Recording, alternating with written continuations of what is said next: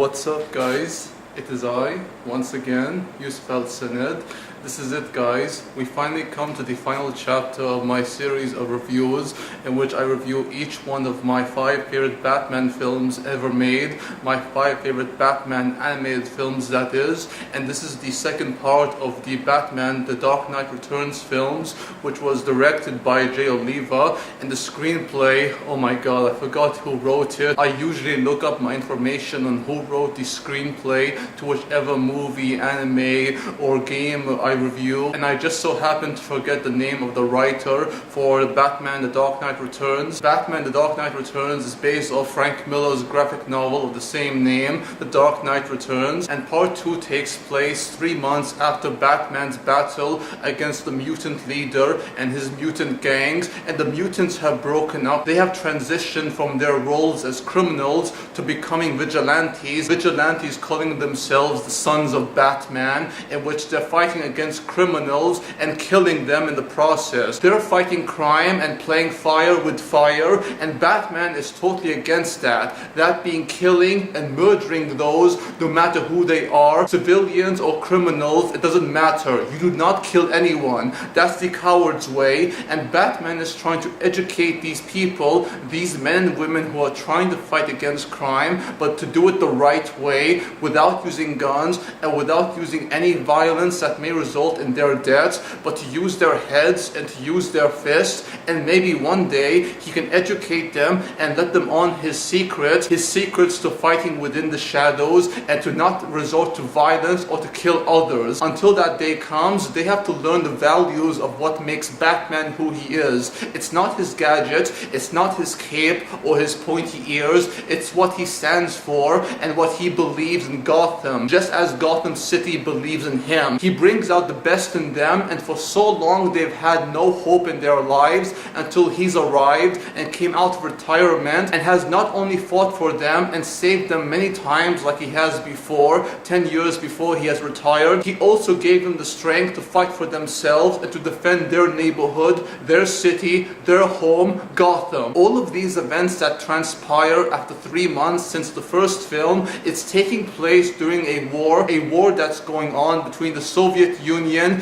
and the United States of America, in which the Soviet Union have invaded a Latin American country known as Corto Maltese, and to respond to the Soviet Union's invasion of Corto Maltese, the United States of America decided to step in and to defend Corto Maltese against the invading Russians, and fighting alongside the United States of America's army is Superman. Superman being the exact opposite of Batman. He represents all of America's values and what it means to be a true patriot. Just like Batman, he represents the law, but a totally different part of the law. He is the lighter side, whereas Batman is the much darker side, and these two at some point will collide, and for many years it's been building and building until finally they're going to clash, and they will clash in Crime Alley, where it all began for the Dark Knight. The very same alley in which his parents, Jonathan and Martha Kent, was shot down and murdered in cold blood, and that's where they're going to settle it. Superman against Batman. That is the first part of 2 stories that take place in Batman The Dark Knight Returns Part 2. The second story that takes place is Batman's final encounter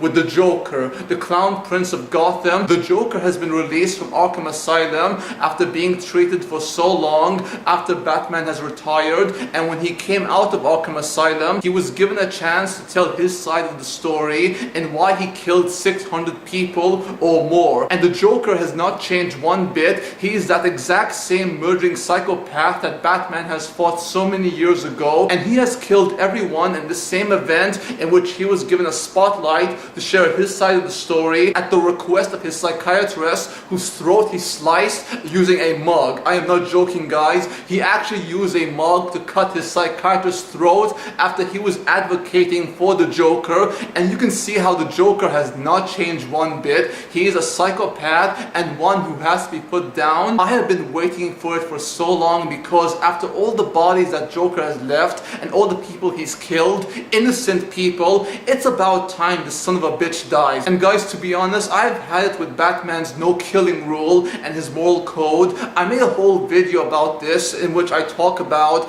Batman's moral code or him not killing. I'll add the link for that video down below in the description box. Just like the Joker, Batman has not changed one bit. He still can't bring himself to kill the Joker. That's as far as I'll go with the plot, because you guys and gals know where this is going. It's the build up to the final battle between Superman and Batman, and that battle, guys, is absolutely amazing. To see Batman and Superman go at it and beat each other to a living pulp, it is so much fun to watch, and you see how Batman is using whatever methods he can to battle against the Man of Steel himself, and they push each other to their limits until finally there has to be one victor, one winner, and one true hero. Whoever that hero is, it's for you guys and gals to find out. Just like part 1 of The Dark Knight Returns, every actor that played their respective roles, from Peter Weller as Batman, aka Bruce Wayne, to Ariel Winter, who returns in her role as Carrie Kelly, aka Robin, she's fantastic. You also have David Emerson, who you guys and gals may know from the TV series Lost. He plays the Joker, and he is fantastic as well. I love his performance and how psychotic he was. His take on the Joker is very different from Mark Hamill's take on the Joker, and to accompany the great performances of David Emerson, Ariel Winter, and Peter Weller, you have Tress MacNeille, who plays Selina Kyle, aka Catwoman, and you have Mark Valley, who plays the Man of Steel himself, Superman, aka Clark Kent. Every single cast member do a great job playing their respective roles, and Jay Oliva's direction is great as always. I love his style, I love the animation, I love the dialogue and the conflict between Superman and Batman, and how Batman, despite how much he's aged, he has not changed one bit in what he stands for, his values. Batman has inspired so many people, and he's also made many enemies. And whether you like him or not, and I definitely don't like his moral code, I do respect the man, just as Batman and Superman respect one another. They don't like each other necessarily, but they do respect each other as men. That conflict is what makes this battle so intriguing. It's not just about the punches and the kicks, it's about what they fight for, what they stand for, and how far they're willing to go to serve justice and to protect the innocent. Nothing I say about the final battle between Batman and Superman can do it justice. All I can say is for you guys and gals to watch The Dark Knight Returns, Batman The Dark Knight Returns, both part 1 and part 2. It's an absolutely amazing animated feature-length film, and one of the best Batman films I've ever seen. Do check it out when you get the chance. And thank you guys and gals for watching. Hope you enjoyed the video. If you did, please like, comment, subscribe if you wish. And if you wish to see more from me, then please check out my gaming channel where I do Let's Play series, gaming content, all that kind of good stuff. Until next time, peace out, take care, adios, amigos, au revoir, and sayonara.